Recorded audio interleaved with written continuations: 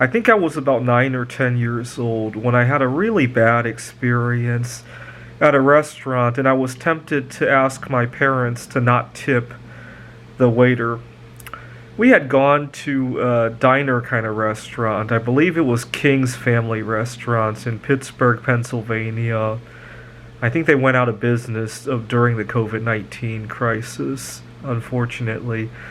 I had some fond memories of the restaurant, so I looked them up recently and they are gone. But we were looking at the menu, and I wanted to get these chicken tenders. On the menu, it had a picture of it, and in the picture, there was this huge container of dipping sauce, and I didn't want it. And I knew from experience that if they included it on the dish, it would often spill over the place. And so I explained that to the waiter, and the waiter swore up and down that it doesn't even come with it. It was just a picture.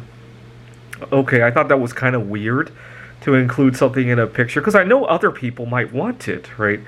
Okay, but I took him at his word. I had no reason to not believe him or anything. Well, the food came, and sure enough, the dipping sauce was in there, and it spilled everywhere.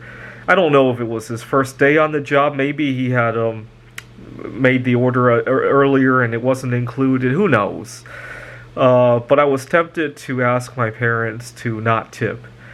And my parents explained to me that if you don't tip, the waiter will remember you and they'll spit in your food next time, or he might even just pour the dipping sauce over your food next time. That's what my parents explained to me.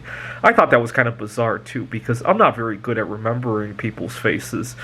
And you got 10, 20 tables in a given hour, and you multiply that by however many hours. Not to mention, few people ate out a lot back then, right? We might have gone to King's once every 2 weeks at most, right? Who's going to remember anybody?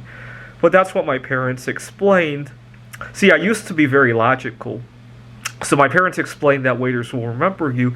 But then I remember we would travel places, and we would tip anyway. I mean, we would go to Cincinnati, and it might be years before we go back to Cincinnati. Who can remember anybody for years? And yet we still tipped.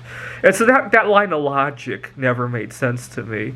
Now, what makes even less sense to me is nowadays you can order stuff online, and before you even get the service, right? So I just ordered some Instacart. Before you even get the service, they ask you how much you want to tip.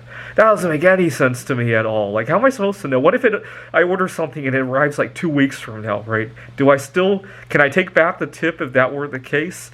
Or, what makes even less sense to me is that nowadays, because nobody wants to touch cash, on the app, it will say you pay somebody with Venmo, and by default, it wants to default to a certain amount of tip. I think it's a kind of social pressure. I recently went to FedEx to print some materials, and I really got a bad vibe about the cashier who was opening the files to print for me. I don't know if he's inexperienced. He doesn't sound very inexperienced.